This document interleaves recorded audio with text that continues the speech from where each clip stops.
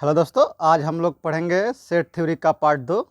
Part 1 में हमने देखा था कि सेट थ्योरी की परिभाषा को हमने समझा था कि सेट समुच्चय क्या है, समुच्चय की खोज किसने की, समुच्चय को लिखा कैसे जाता है और समुच्चय को व्यक्त कैसे किया जाता है, तथा उसमें हम लोगों ने दो संकेतों एप्सिलॉन जिसको बोलते हैं बिलोंग्स टू और डज नॉट, इसको बोलते हैं डज नॉट बिलोंग्स टू, इन संकेतों के बारे में भी हमने समझा था।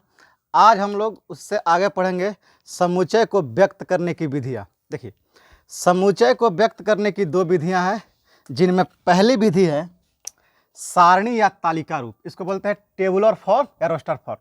इसमें क्या किया जाता है कि इसमें समुच्चय के अवयवों को मंझोले कोष्ठक में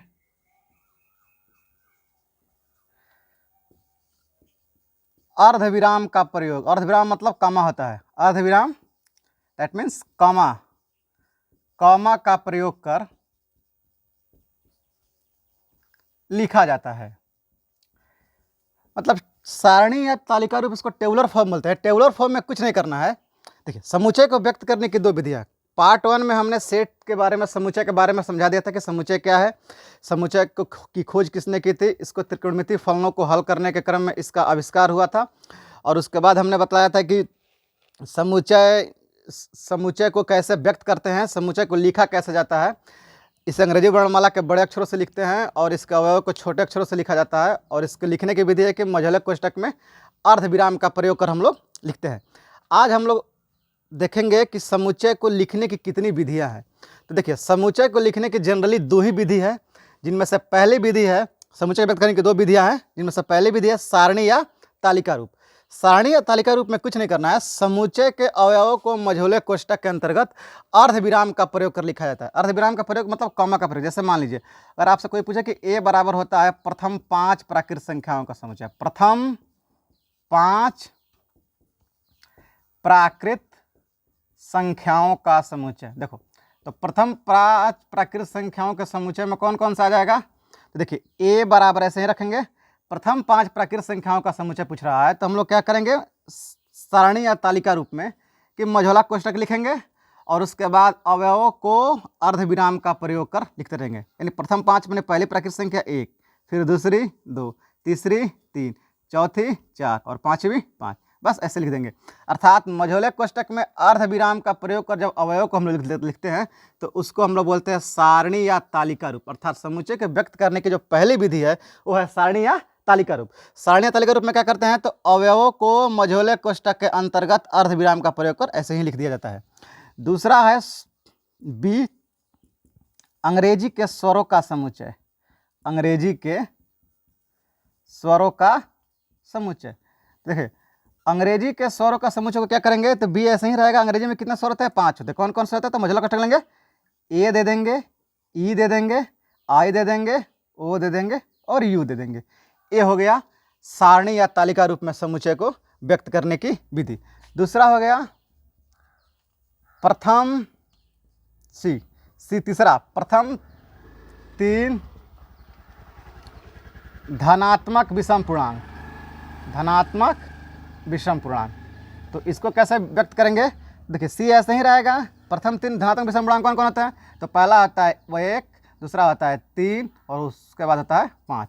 तो बस ऐसे ही, यानी सारणी या तालिका रूप में हम लोग क्या करेंगे कि जो भी समुच्चय दिया होगा उसको मझोले कोष्ठक के अंतर्गत अर्धविराम का प्रयोग कर हम लोग ऐसे ज्यों का त्यों लिख देते हैं। तो ये होता है समुच्चय को व्यक्त करने की पहली विधि, जिसको हम लोग सारणी या तालिका रूप कहते हैं। एक और एग्जाम्पल हम लोग देखेंगे। तो मान लीजिए, अगर आपसे कोई पूछे कि दी प्रथम 4 समप्राकृत संख्याओं का समुच्चय, समप्राकृत संख्याओं का समुच्चय, इसको सारणी रूप में लिखना है, सारणी या तालिका रूप में। तो कैसे करेंगे हम लोग, डी ऐसे ही रहेगा। सारणी या तालिका रूप लिखने के लिए क्या करेंगे, 2 4 6 8 मझोला कोष्ठक देंगे और इसमें 2 4 6 समप्राकृत संख्या पूछ रहा है तो 2, 4, 6, 8 ऐसे देकर लिख देंगे। तो ये होता है सारणी या तालिका रूप। समुच्चय के अवयव को व्यक्त करने की जो पहली विधि है इसको हम बोलते हैं सारणी या तालिका रूप, अर्थात इसमें मझौले कोष्ठक के अंतर्गत समुच्चय के अवयव को अर्धविराम का प्रयोग कर लिखा जाता है। अब हम लोग देखेंगे इसको व्यक्त करने की जो दूसरी विधि है उसको हम लोग बोलते हैं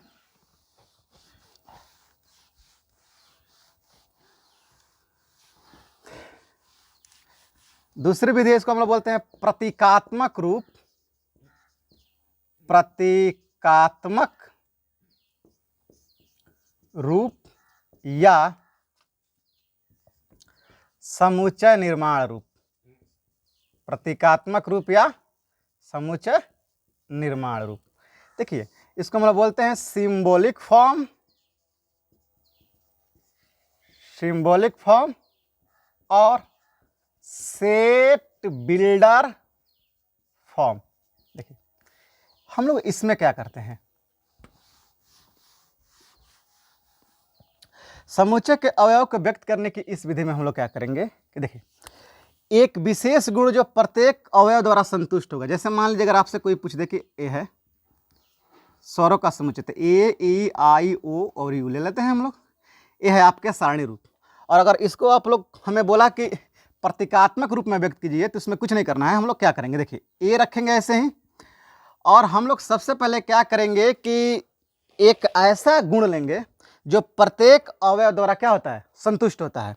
अर्थात एक चर मान लेंगे एक्स। जैसे अगर मान लीजिए कि हमको प्रतीकात्मक रूप या समुच्चय निर्माण रूप में व्यक्त करना है और ए दे दिया है सारणी रूप में कि ए ई आई ओ यू ये स्वरों का समुच्चय है, तो इसको अगर हम लोग प्रतीकात्मक रूप में व्यक्त करना चाहते हैं तो इन सबका एक विशेष गुण जो होगा, जो इनमें कॉमन होगा, वो विशेष गुण लेंगे जिसको हम लोग चर एक्स मानेंगे।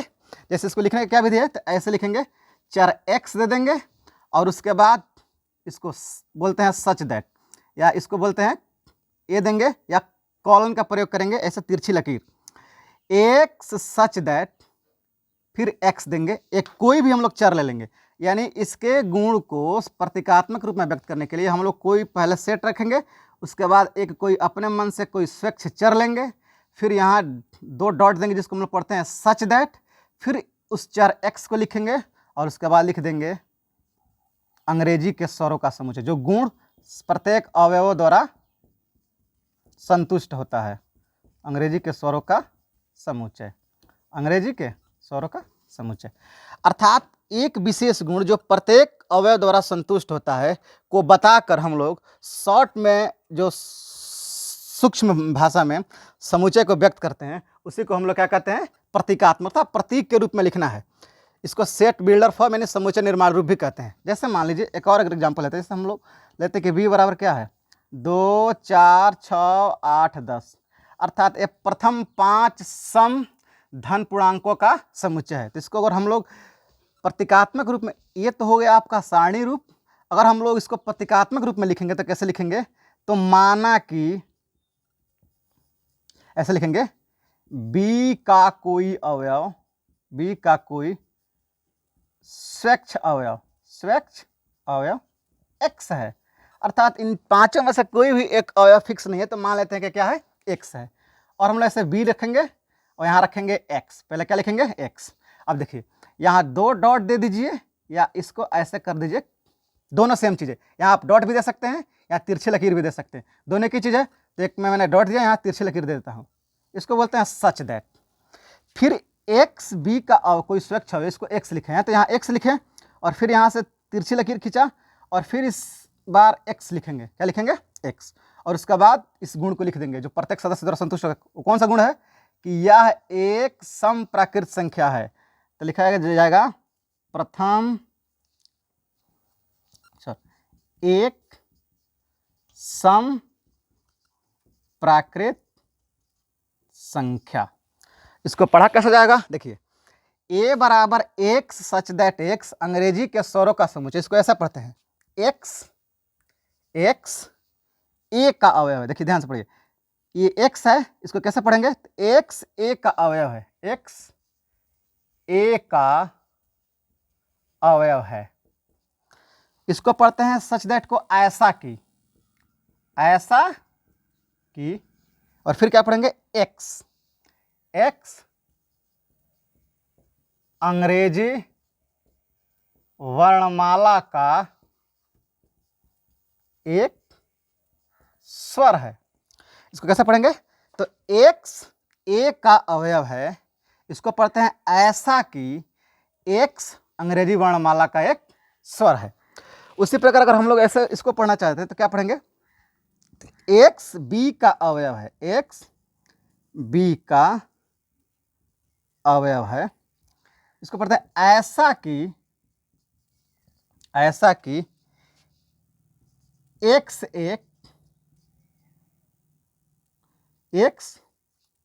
एक समप्राकृत संख्या है, समप्राकृत संख्या है। अब समझिए, अगर मान लीजिए कि इसको एक और एग्जाम्पल से समझने की कोशिश करेंगे। जैसे मान लीजिए अगर हमको दे दिया जाए 1 ओमेगा स्क्वायर और हमें बोले कि इसको आप लोग प्रतीकात्मक रूप या समुच्चय निर्माण रूप में लिखे थे, कैसे बोलेंगे हम लोग? तो लिखेंगे ऐसे, माना कि एक्स सी का कोई अवयव है, एक्स सी का कोई अवयव है, अपने मन से कोई स्वेच्छ चर ले लेंगे एक्स, इन तीनों में से एक्स कोई हो सकता है, तो एक्स मान लिया कि सी का कोई अवयव है और सी ऐसे ही रहेगा। यहाँ लिखेंगे सबसे पहले एक्स, फिर 2 डॉट दीजिए या तिरछी लकीर दीजिए, दोनों में से कोई एक दीजिए, मैं डॉट देता हूँ, डॉट ले लिया, इसको बोलते हैं सच दैट। क्या बोलते हैं? Such that. और फिर एक बार और एक्स लिखेंगे, एक्स, देखिए 1 ओमेगा स्क्वायर, ये इकाई के 3 घनमूल है, इकाई के क्या है? 3 घनमूल है। तो एक्स सच दैट एक्स इकाई का एक घनमूल है, इकाई का एक घनमूल है। तो इसको कैसे पढ़ेंगे? एक्स, ये एक्स सी का अवयव है, एक्स क्या है? सी का अवयव है, ऐसा कि, सच दैट को पढ़ा जाता है ऐसा कि एक्स इकाई का एक घनमूल है। अर्थात कैसे पढ़ेंगे लोग? तो x c is equal to x such that x इकाई का एक घनमूल, अर्थात एक्स, ए वाला एक्स इस सी का अवयव है, एक्स सी का अवयव है, ऐसा कि एक्स इकाई का एक घनमूल है। तो इस चीज को हम लोग इस रूप में भी व्यक्त कर सकते हैं। इस रूप में व्यक्त करने को हम लोग बोलते हैं प्रतीकात्मक रूप या समुच्चय निर्माण रूप। अर्थात समुच्चय को व्यक्त करने की 2 विधियां थी। पहली विधि थी सारणी विधि, जिसको हम में क्या करते थे, हम लोग केवल अर्धविराम का प्रयोग कर मझौले कोष्टक में समुच्चय के अवयवों को जो कहते हैं लिख दिया जाता था। परंतु प्रतीकात्मक रूप में क्या होगा कि समुच्चय के एक विशेष गुण जो प्रत्येक अवयव द्वारा संतुष्ट होगा उसको लेकर लिखते हैं।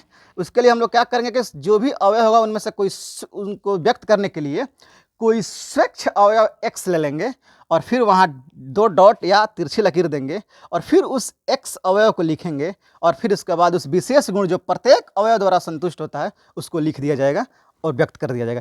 जैसे मान लीजिए कि ए is equal to A E I ओ और यू। एक बार समझिए फिर ध्यान से, ए का मान ए ई आई ओ और यू है और हमको इसको क्या व्यक्त करना है? प्रतीकात्मक रूप में व्यक्त करना है। तो क्या करेंगे हम लोग? ए लेंगे और फिर इसमें से कोई एक स्वेच्छ चर मान लेंगे कि एक्स ए का कोई अवयव है। तो कैसे लिखेंगे? A is equal to x such that X अंग्रेजी के स्वरों का समुच्चय, अर्थात एक्स, पहला वाला एक्स, ये एक्स इस ए का अवयव है, ए का अवयव। देखिए पढ़ा कैसे जाता है, एक्स ए का अवयव है, इसको पढ़ते हैं हम लोग ऐसा कि एक्स अंग्रेजी के स्वरों का समुच्चय है, या एक्स अंग्रेजी वर्णमाला का क्या है? एक स्वर है। उसी प्रकार अगर मान लीजिए कि यहाँ दिया है कि बी इज इक्वल टू 2 4 6 8 10 दिया है, तो हम मान लेंगे कि बी का कोई स्वेच्छ अवयव एक्स है और इसको कैसे पढ़ेंगे? तो B is equal to x, तिरछी 2 डॉट दीजिए या तिरछी लकीर दीजिए, एक्स और फिर लिखेंगे एक्स कॉमा देकर, एक्स एक सम प्राकृत संख्या, अर्थात एक्स ए वाला एक्स इस बी का अवयव है ऐसा कि एक्स एक सम प्राकृत संख्या है। उसी प्रकार अगर मान लीजिए कि प्रतीकात्मक रूप में समुच्चय दिया है सी इज इक्वल टू 1 कमा ओमेगा स्क्वायर, तो इसको व्यक्त करने के लिए क्या करेंगे? प्रतीकात्मक रूप में मान लेंगे कि सी का कोई स्वेच्छ अवयव एक्स है, सी का कोई स्वेच्छ अवयव एक्स है और इसको कैसे लिखेंगे? सी इज इक्वल टू एक्स फिर देंगे 2 डॉट सच दैट एक्स और फिर इन सभी गुणों को जो प्रत्येक अवयव द्वारा संतुष्ट होता है उसको लिख देंगे इकाई का एक घनमूल है। अर्थात कैसे पढ़ेंगे इसको, एक्स सी का अवयव है ऐसा कि एक्स इकाई का एक घनमूल है। एक और एग्जांपल समझिए,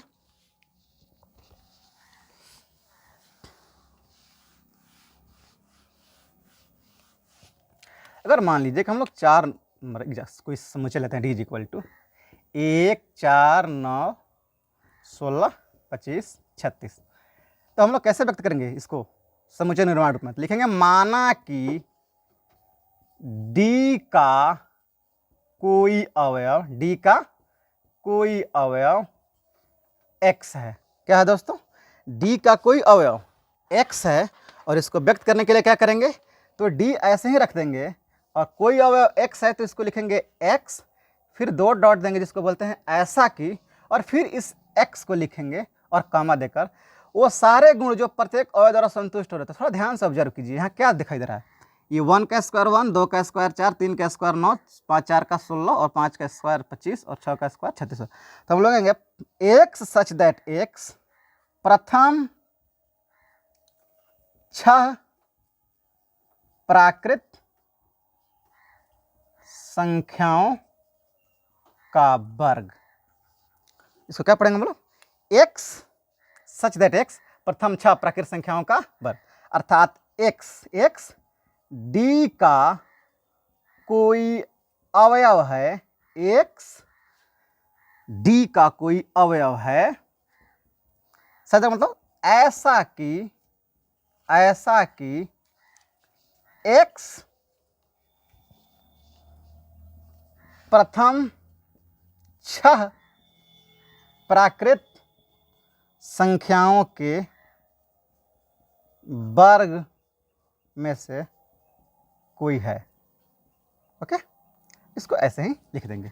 तो ये हुआ दोस्तों समुच्चय को प्रतीकात्मक या समुच्चय निर्माण रूप में व्यक्त करने की विधि। इसमें क्या करते हैं कि जो भी अवयव दिए रहेंगे उनमें से एक विशेष गुण जो प्रत्येक अवयव द्वारा संतुष्ट होता है, तो मान लेंगे कि डी का कोई स्वेच्छ अवयव, डी का कोई अवयव एक्स है, और इसको कैसे लिखेंगे, डी एक्स देंगे, फिर दो डॉट या फिर तिरछी लकीर कॉलन का प्रयोग करेंगे और फिर 4 एक्स को लिखेंगे और फिर कॉमा का प्रयोग कर एक विशेष गुण जो प्रत्येक अवयव द्वारा संतुष्ट होता है उसको लिखेंगे। तो ये क्या है, ध्यान से अगर हम लोग देख रहे हैं तो ये प्रथम 6 प्राकृत संख्याओं के वर्ग हैं, तो इसको लिख देंगे एक्स सच दैट एक्स प्रथम 6 प्राकृत संख्याओं का वर्ग। पढ़ा कैसे जाएगा इसको, एक्स डी का कोई अवयव है, एक्स डी का कोई अवयव है, इसको पढ़ते हम लोग ऐसा कि एक्स प्रथम 6 प्राकृत संख्याओं के वर्ग में से कोई है।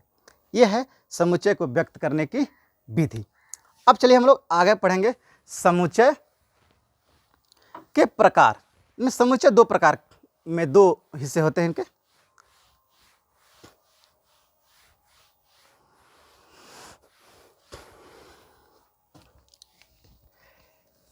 एक होता है परिमित समुच्चय, परिमित समुच्चय,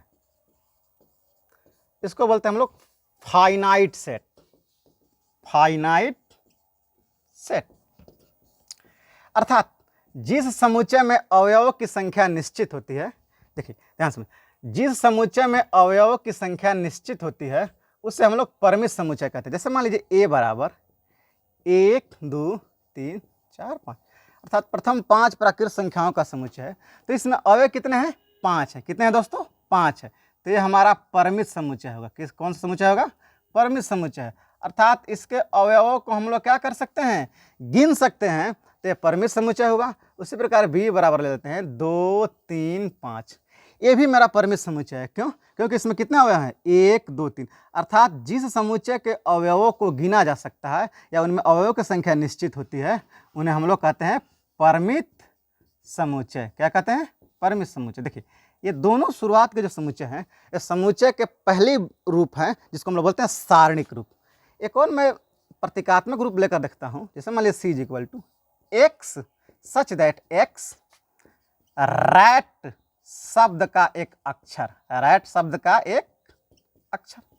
तो देखिए रैट शब्द का एक अक्षर, ये भी परिमित समुच्चय। क्यों, क्योंकि एक्स सी का अवयव है ऐसा कि x रैट शब्द का एक अक्षर है। तो रैट में 3 शब्द होते हैं, R, A और T।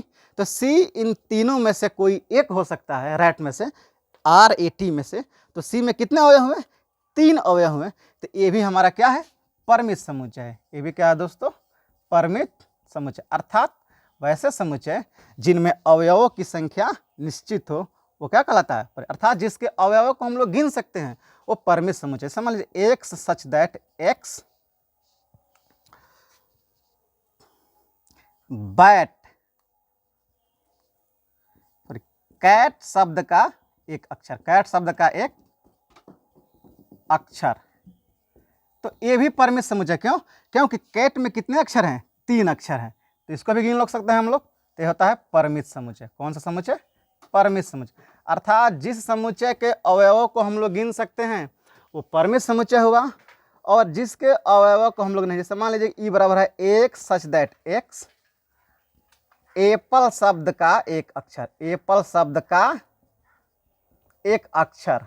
तो दोस्तों ये भी एक परिमित समुच्चय है, क्योंकि एप्पल शब्द में कितने अक्षर हैं? 5 अक्षर हैं, लेकिन इसमें P 2 बार दिया है, इसलिए हम लोग कहेंगे कि इसमें केवल 4 अक्षर हैं। कौन कौन से अक्षर हैं? 4। कौन कौन से? तो इसको सारणी के रूप में कैसे लिखेंगे?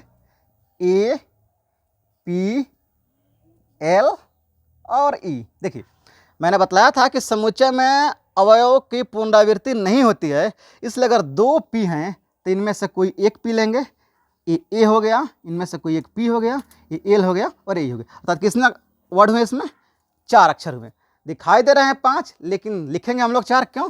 क्योंकि जो भी अवयव 2 या 2 से अधिक बार होंगे उनको केवल एक बार काउंट किया जाता है, समुच्चय में अवयव की पुनरावृत्ति नहीं होती है। तो ये है हमारे परिमित समुच्चय। कौन सा समुच्चय है दोस्तों? परिमित समुच्चय। अब हम लोग पढ़ेंगे अपरिमित समुच्चय। अपरिमित समुच्चय क्या है? तो बस कुछ नहीं है, जिसमें के अवयवों को हम लोग गिन नहीं सकते, अर्थात जिस समुच्चय के अवयवों के आगे डॉट रहेगा। ऐसा समझ लीजिए अपरिमित समुच्चय। अपरिमित समुच्चय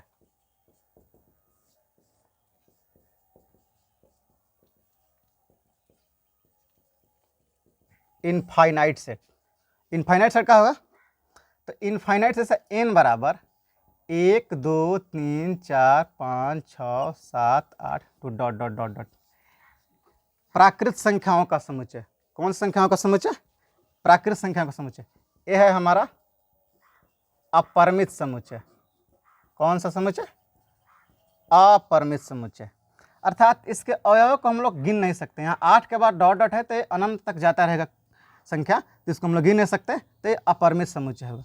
उसी प्रकार मान लीजिए अगर हमसे कोई दे दे जेड, पूर्णांकों का समुच्चय, -3 -2 -1 0 1 2 3 डॉट डॉट डॉट डॉट। तो देखिए माइनस अनंत से प्लस अनंत के बीच में, इसको हम लोग गिन नहीं सकते, तो ये कौन सा समुच्चय होंगे? अपरिमित समुच्चय। कौन सा समुच्चय होगा? अपरिमित समुच्चय। अर्थात वे समुच्चय जिनके अवयवों को गिना जा सकता है वो हमारे परिमित समुच्चय हैं, और वे समुच्चय जिनके अवयवों को नहीं गिना जा सकता वे हमारे अपरिमित समुच्चय हैं। पहचान है कि अपरिमित समुच्चय के आगे डॉट डॉट के साइन होंगे और ये अनंत तक जाएंगे, और यहाँ इसके अवयव को हम लोग गिन सकते हैं, तो इसलिए परिमित समुच्चय है। अब हम लोग देखेंगे समतुल्य समुच्चय क्या होता है। Equivalent set. अब समझिए इक्विवेलेंट सेट का मतलब होता है कि दो समुच्चय, पहले देखेंगे समुच्चय में अवयव की संख्या, सॉरी,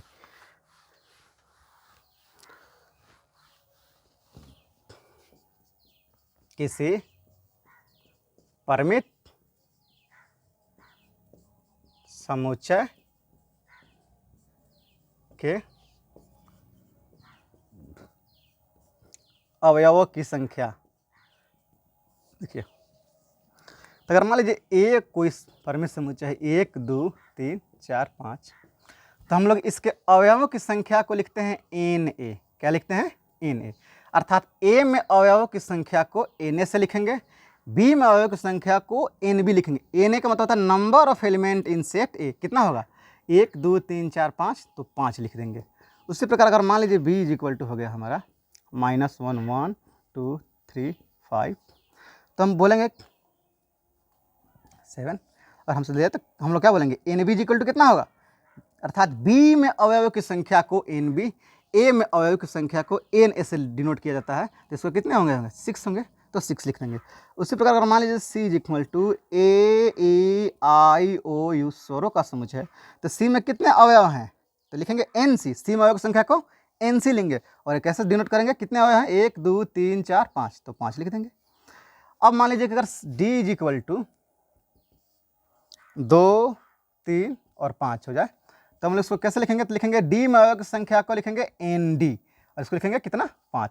अर्थात यदि किसी समुच्चय ए में अवयवों की संख्या है एन हो, या यदि किसी समुच्चय में कोई अवयव हो तो उनके अवयव की संख्या को, और ए कोई समुच्चय है तो उसको लिखेंगे एन ए, बी कोई अवयव समुच्चय हो तो उसके अवयव की संख्या को एन बी लिखते हैं, सी कोई समुच्चय है तो उसके अवयव की संख्या को एन सी लिखते हैं। अर्थात कोई भी सेट होगा तो उसके आगे एन लगा देंगे तो वो उसके अवयवों की संख्या को डिनोट करेगा। चलिए इसको नोट कर लीजिए।